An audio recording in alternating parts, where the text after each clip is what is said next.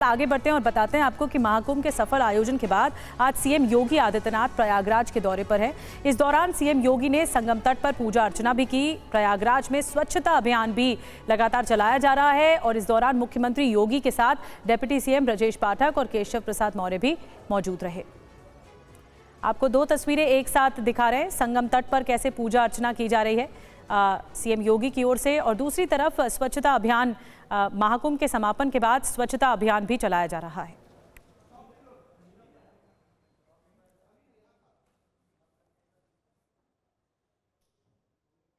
और इस बीच आपको ये भी बता दें कि महाकुंभ के समापन पर प्रधानमंत्री नरेंद्र मोदी का लेख सामने आया है। उन्होंने अपनी भावनाओं को इस लेख में लिखा है। महाकुंभ एकता का महाकुंभ था, ये प्रधानमंत्री मोदी की ओर से लिखा गया तस्वीरों के साथ। महाकुंभ में देश की जागृत चेतना का साक्षात्कार हुआ है। प्रधानमंत्री मोदी ने यह भी लिखा कि महाकुंभ की प्लानिंग, उसकी पॉलिसी, अध्ययन का ये विषय है। महाकुंभ मैनेजमेंट प्रोफेशनल्स के लिए अध्ययन का विषय है। एक साथ एक समय देशवासियों की आस्था एक पर्व से करोड़ों कैसे लोग जुड़ते हैं, ये प्रधानमंत्री मोदी की ओर से कहा गया। और महाकुंभ को लेकर प्रधानमंत्री मोदी ने अपने ब्लॉग में और क्या-क्या लिखा है, आइए आपको बताते हैं। ये महाकुंभ एकता का महाकुंभ था, जहां 140 करोड़ देशवासियों की आस्था एक साथ एक समय में इस एक पर्व से आकर जुड़ गई थी। तीर्थराज प्रयाग के इस क्षेत्र में एकता, समरसता और प्रेम का पवित्र क्षेत्र श्रृंगवेरपुर भी है, जहां प्रभु श्री राम और निषाद राज का मिलन हुआ था। उनके मिलन का वो प्रसंग भी हमारे इतिहास में भक्ति और सद्भाव के संगम की तरह ही है। प्रयागराज का ये तीर्थ आज भी हमें एकता और समरसता की वो प्रेरणा देता है। प्रयागराज में हुआ महाकुंभ का यह आयोजन आधुनिक युग के मैनेजमेंट प्रोफेशनल्स के लिए, प्लानिंग और पॉलिसी एक्सपर्ट्स के लिए नए सिरे से अध्ययन का विषय बना है। आज पूरे विश्व में इस तरह के विराट आयोजन की कोई दूसरी तुलना नहीं है, ऐसा कोई दूसरा उदाहरण भी नहीं है। पूरी दुनिया हैरान है कि कैसे एक नदी तट पर त्रिवेणी संगम पर इतनी बड़ी संख्या में, करोड़ों की संख्या में लोग जुटे।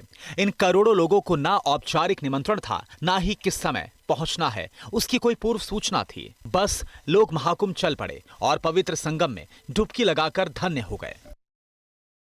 मेरे लिए यह देखना बहुत ही सुखद रहा कि बहुत बड़ी संख्या में भारत की आज की युवा पीढ़ी प्रयागराज पहुंची। भारत के युवाओं का इस तरह महाकुंभ में हिस्सा लेने के लिए आगे आना एक बहुत बड़ा संदेश है। इससे यह विश्वास दृढ़ होता है कि भारत की युवा पीढ़ी हमारे संस्कार और संस्कृति की वाहक है। महाकुंभ में प्रयागराज पहुंचने वालों की संख्या ने निश्चित तौर पर एक नया रिकॉर्ड बनाया है। इस महाकुंभ में हमने ये भी देखा कि जो प्रयाग नहीं पहुंच पाए वो भी इस आयोजन से भाव विभोर होकर जुड़े। कुंभ से लौटते हुए जो लोग त्रिवेणी तीर्थ अपने साथ लेकर गए, उस जल के कुछ बूंदों ने भी करोड़ों भक्तों को कुंभ स्नान जैसा ही पुण्य दिया। आज मुझे वो प्रसंग भी याद आ रहा है जब बालक रूप में श्री कृष्ण ने माता यशोदा को अपने मुख में ब्रह्मांड के दर्शन कराए थे। वैसे ही इस महाकुंभ में भारतवासियों ने और विश्व ने भारत के सामर्थ्य के विराट स्वरूप के दर्शन किए हैं। हमें अब इसी आत्मविश्वास से एकनिष्ठ होकर विकसित भारत के संकल्प को पूरा करने के लिए आगे बढ़ना है। भारत की ये एक ऐसी शक्ति है जिसके बारे में भक्ति आंदोलन में हमारे संतों ने राष्ट्र के हर कोने में अलख जगाई थी।